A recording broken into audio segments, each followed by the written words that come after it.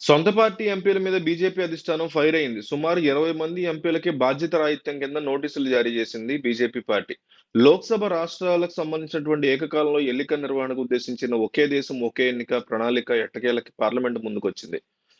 NDA నేతృత్వంలోని కేంద్ర ప్రభుత్వం రీసెంట్ గా లోక్సభలో అత్యంత కీలకమైనటువంటి జమిలీ ఎన్నికల బిల్లును ప్రవేశపెట్టింది. అయితే లోక్సభలో జమిలీ ఎన్నికల బిల్లు చర్చ జరిగే సమయంలో 20 మంది బీజేపీ ఎంపీలు గైర్హాజరయ్యారు. గతంలోనే జమిలీ ఎన్నికల బిల్లు మీద చర్చ జరిగే సమయంలో లోక్సభ సభ్యులు సభకు హాజరు కావాలని ఆదేశాలు జారీ చేసింది. అయినప్పటికీ ఎంపీలు చర్చలో పాల్గొనలేదు. రాజ్యాంగాన్ని సవరించిన ఏకకాలంలో పార్లమెంటరీ, రాష్ట్రాల ఎన్నికలకు అనుమతించడానికి ఉద్దేశించినటువంటి 2 బిల్లులకి ఎంపీల గైర్హాజరు అడ్డంకి కాదు. కానీ ఇదే అంశాన్ని ప్రతిపక్షాలు అస్త్రంగా మార్చుకున్నాయి. జమిలీ ఎన్నికలకు సొంత పార్టీ నేతల నుంచే మద్దతు లేదని, అందుకు ఆ 20 మంది ఎంపీల తీరే నిదర్శనమని ఆరోపిస్తున్నాయి. నియమావళి ప్రకారం బిల్లులు సాధారణ మెజారిటీతో ఆమోదం లభించింది.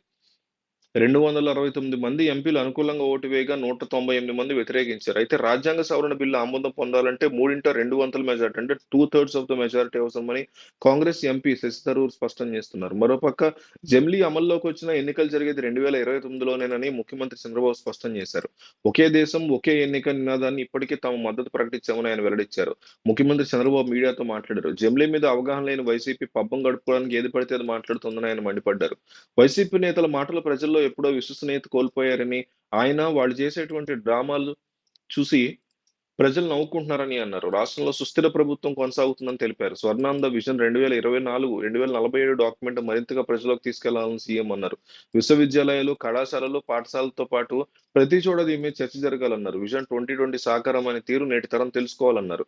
96 నాటి ఆంధ్రప్రదేశ్ పరిస్థితులు, 2020 నాటి పరిస్థితులు బేరీజు వేస్తే విప్లవాత్మక మార్పులు అందరి కళ్ళలో కనిపిస్తున్నాయన్నారు. 2047లో ఇదే పునరావృతం అవుతుందని అభిప్రాయపడ్డారు. స్వర్ణాంధ్ర విజన్ 2047 డాక్యుమెంట్ ఒక రోజు పెట్టి వదిలేస్తే కార్యక్రమం కాదన్న ఆయన భవిష్యత్తు తరాల బాగు కోసం చేసే ఈ ప్రయత్నంలో అందరి భాగస్వామ్యం కావాలని పిలుపునిచ్చారు. రేపటి తరం భవిష్యత్తు కోసమే విజన్ 2047అని ఆయన స్పష్టం చేశారు.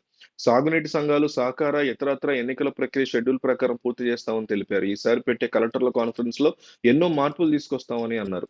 సుదీర్ఘ సమీక్షలకి తావివ్వకుండా ప్రశ్నల సమాధానాల రూపంలో దీన్ని నిర్వహిస్తామని తెలిపారు.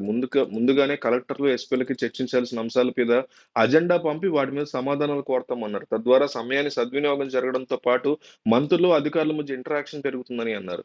ఆసుపత్రిలో చేరినటువంటి అద్వానీ త్వరగా కోలుకోవాలని సీఎం చంద్రబాబు ఆకాంక్షించారు.